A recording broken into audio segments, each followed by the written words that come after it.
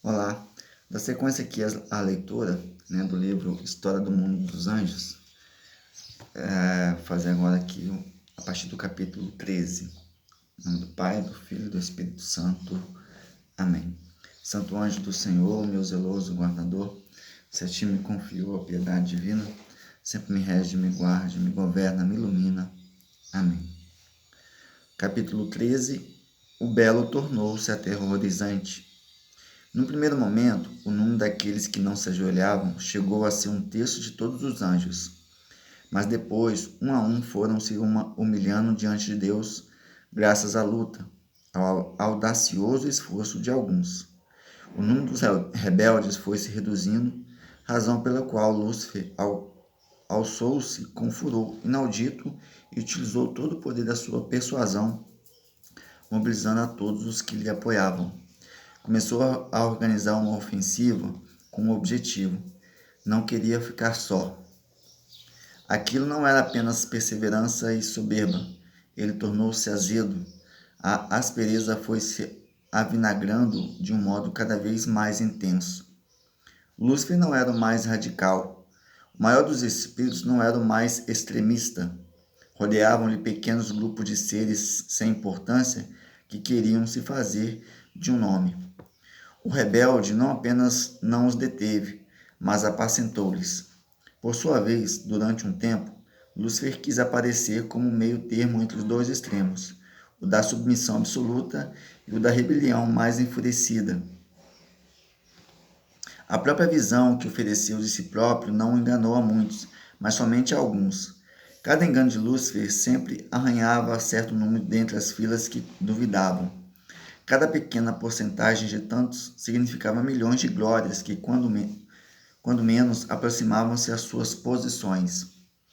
A rebelião de Lúcifer tinha sido uma fria, intelectual, pelo menos externamente, uma insubordinação desprovida de emoções. Sem percebê-lo, foi se deslizando pela colina do seu ego. Ele mesmo percebeu que foi se enchendo de ódio. No final, as suas razões estavam cada vez mais carregadas de blasfêmia. Um novo fogo foi incendiado nele e nos caídos, com a amargura de ver que a cada momento mais lhe abandonavam. Não abandonavam porque não tivesse seguido, mas tinham sido pegos nas redes da dúvida. Tinham caído num terreno intermediário entre o diabo e o Criador. Mas a cada vez mais contemplavam horrorizados a metamorfose. Muitos anjos estenderam seu braço e lhe assinalavam, gritando com dura voz, como um mármore: Tu, Lúcifer, te convertestes em Beelzebu. Outros lhe gritavam: Satanás. As altas hierarquias exclamaram em coro: Eis o diabo. Para outros era Lúcifer. Desse modo, recebeu muitos nomes, nomes que têm permanecido até hoje, apelativos e que lembram os dias agitados da rebelião. Alguns admirativos, outros tentando advertir aquilo que se escondia por detrás esse adjetivo. Os nomes admirativos continuam sendo utilizados, embora com gosto evidente de ser uma ironia, quase uma paródia. Uma coisa ficava clara: aquele que antes era Lúcifer, agora tinha se convertido em Satanás. Tinha havido uma mudança de nome, porque ele realmente já era outro. Lúcifer olhou ao longe, como um príncipe que olha desde o seu trono com um gélido olhar daquele que mantém o sangue frio diante de qualquer evento. Os rebeldes foram reduzidos a uma quinta parte dos anjos. Capítulo 14. Rainha dos Anjos. Depois Deus acrescentou: a fim de evitar que fossem mais os desobedientes neste primeiro e segundo momento, ainda não lhes tenho revelado tudo. Mas é necessário que saibam uma coisa a mais, algo que lhes manifestarei, para que se consuma na esperança das minhas promessas, para conduzir vocês mais profundamente na fé, a fim de que o seu amor seja perfeito. O silêncio no céu era total. O que diria agora o onisciente? A esfera falou e disse: Deus feito homem será nascido de uma mulher. Aquela mulher a ornarei com a graça sobre toda a graça. Tais serão as suas virtudes e amor, o heroísmo em meu serviço, que a tornarei rainha dos anjos. ela será a vossa rainha, rainha dos anjos.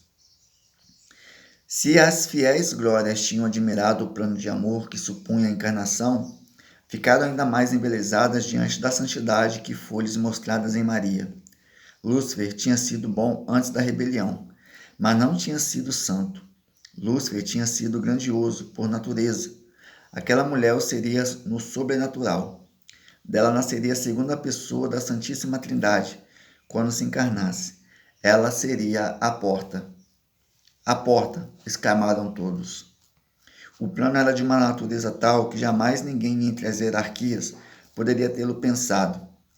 Tamanha inteligência nessas disposições, santidade imensa de Deus que chegava a esses extremos de sabedoria em seus desígnios, tremenda humildade e simplicidade de Deus que colocava uma mulher humilde acima de todo ser criado. Coroava a sua magnífica obra com a gema da humildade. Sem duvidar, muitos anjos se prostraram diante dos desígnios de Deus e, ato seguido, veneraram a Virgem Maria, Mãe de Deus e Rainha dos Anjos. Foi venerada, então, ainda antes que nascesse. Ainda não tinha nascido nenhum homem, não existia nenhum átomo no universo, e eles já se prostravam diante dela, a Mãe da Palavra feito carne. Apesar disso, outros anjos disseram: era o que faltava.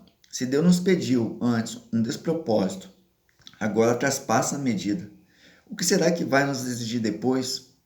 Hoje nos pede isso, amanhã poderá nos pedir que adoremos uma vaca. Depois de amanhã, pode nos exigir que veneremos como rainha nossa uma abelha ou um matagal. Isso não pode continuar assim. Os rebeldes se reuniram num grande concílio. Foi daí que saiu a decisão definitiva de se separar.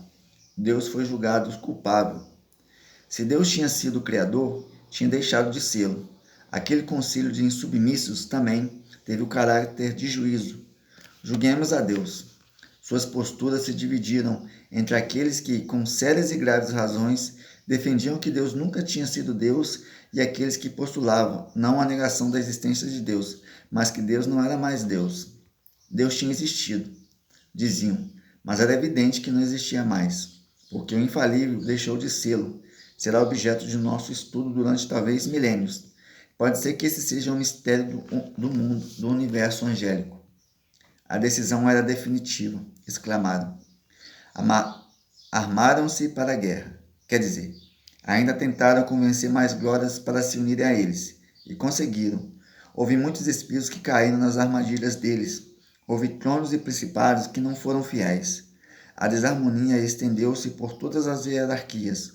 O poder do erro não podia ser subestimado. Ainda assim, foram numerosas as baixas entre os rebeldes. Muitos anjos pediram perdão, se arrependeram de coração. Capítulo 15. Quem como Deus? Dentre os anjos fiéis a Deus, no meio de todas essas lutas, houve um que se destacou. Não se tratava de um anjo superior, mas o seu amor era superior. Foi ele que manteve mais viva a chama da fidelidade nos piores momentos da batalha, quando tudo estava escuro e parecia que a metade dos anjos iriam se rebelar. Foi destacado no bem e a sua fé iluminou a muitos. Foi ele que, no momento mais escuro, na hora mais terrível no qual as multidões começaram a duvidar, no meio do inicial silêncio geral, gritou: quem como Deus? Foi assim que ficou seu nome, Miguel, o lutador infatigável e invencível. Miguel continuava a se destacar como guerreiro. A luz do seu veemente amor iluminou a muitos que estavam confusos. O seu amor arrebatador derrubou a muitos que lutavam em favor do erro. Inclusive, aqueles que combatiam com Lúcifer reconheciam que nenhum dardo envenenado com suas razões poderia penetrar a couraça da sua fé inquebrantável. No meio da dúvida, ele foi imbatível. Ele é representado com uma couraça, mas ele não portava nenhuma couraça material. Tratava-se de uma couraça espiritual, impenetrável às seduções lançadas pelos iníquos. A única arma dele era a espada da verdade sobre Deus. Miguel conhecia melhor a Deus que os inteligentes, porque ele amava mais. Por essa razão, aqueles que foram ao seu encontro tiveram que recuar. Capítulo 16. Trocaram o certo pelo errado. Foi muito triste o legado de escuridão que os soberbos trouxeram. Se antes nos sentíamos protegidos, agora a dúvida tinha sido semeada. Uma vez inserida a desconfiança, era difícil de extraí-la. Para ter paz, precisamos da fé, de todas as forças da nossa vontade. Se antes nos sentíamos como pintinhos sob asas de uma galinha, agora a suspeita planejava que as coisas não foram como tínhamos pensado. Talvez tivéssemos sido muito cândidos. A fé, o que era o certo, o que era o errado. Precisávamos da fé. Sem ela, o abismo da escuridão rodeava o mundo angélico, nos teria devorado. Não teria tido sentido. Tudo houvesse sido uma grande mentira. E se no final tivéssemos acreditado em fábulas e contos? É claro que se a confiança nele estivesse desprovida de fundamento, então não teríamos sabido nem de onde vimos e nem aonde íamos. Sinceramente falando, não sabíamos de onde nos vínhamos, porque, de repente, passamos a ser, de repente, tínhamos começado a existir. E ainda havia as incontáveis versões amenizadas da mensagem dos rebeldes, versões não tão radicais, versões com grandes doses de verdade. O suposto realismo frente à ingenuidade com o qual tínhamos tomado por certa visão original. Existia um conceito ao qual devíamos nos agarrar com todas as nossas forças, a ortodoxia. Não era apenas a rebelião de Lúcifer, eram os milhares de arroios de conhecimento torcido que começaram a percorrer as mentes do mundo angélico. Lembro-lhes de que não olhávamos o rosto de Deus. Se tivéssemos olhado a sua essência, teria sido impossível não olhar a verdade das coisas em todo o seu esplendor. Apesar disso, o forjador dos espíritos permitiu o desastre. Para que o forno fosse elevado a tais temperaturas, o aço devia ser muito duro, um aço que permaneceria por toda a eternidade. Os golpes que nos batiam pareciam não ter misericórdia.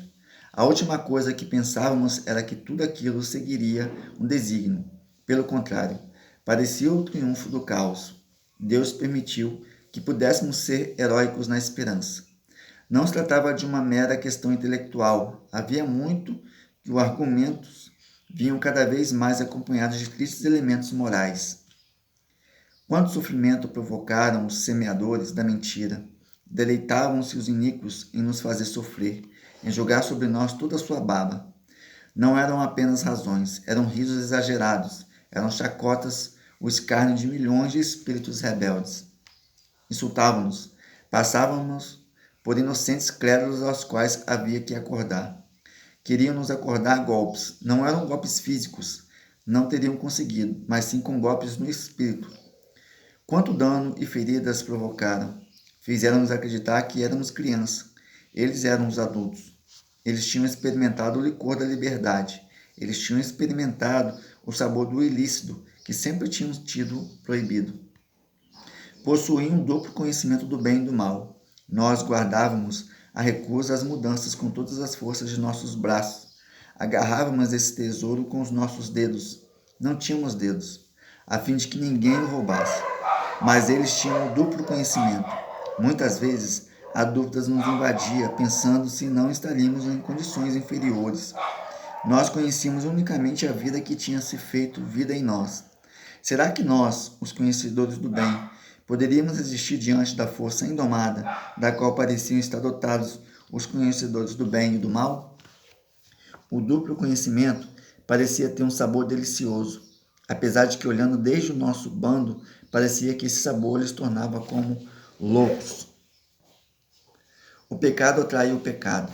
Formava-se um abismo de iniquidade, embora dentre eles nem todos fossem exaltados. O que fazia mais inacreditável o movimento de independência era a quantidade de indivíduos razoáveis que lhes apoiavam. Essa guerra foi longa, como foi longa a história que houve antes da guerra. Vocês conhecem muito pouco através do Apocalipse de nossas crônicas. Aquilo que conhece desta proto-história, antes da história de vocês, é como se resumíssemos o tempo que vai desde Abraão a Jesus Cristo, apenas num par de parágrafos. Mas o nosso destino não foi decidido no momento. Foi uma verdadeira guerra, com uma história longa, longa segundo os nossos parâmetros. Não dá para se formar uma ideia de quanto tempo transcorreu numa era na qual não existia o tempo. Internamente, cada espírito tinha o seu próprio tempo. Nenhum relógio poderia ter marcado nenhum minuto só. Às vezes, um tempo se fazia extremamente longo, interminável. Outras vezes, o tempo era muito breve. Quanto tempo demorou esta guerra? Sem dúvida, para alguns espíritos foi mais longo do que para outros. Cada um a vivenciou com a própria duração interna e subjetiva.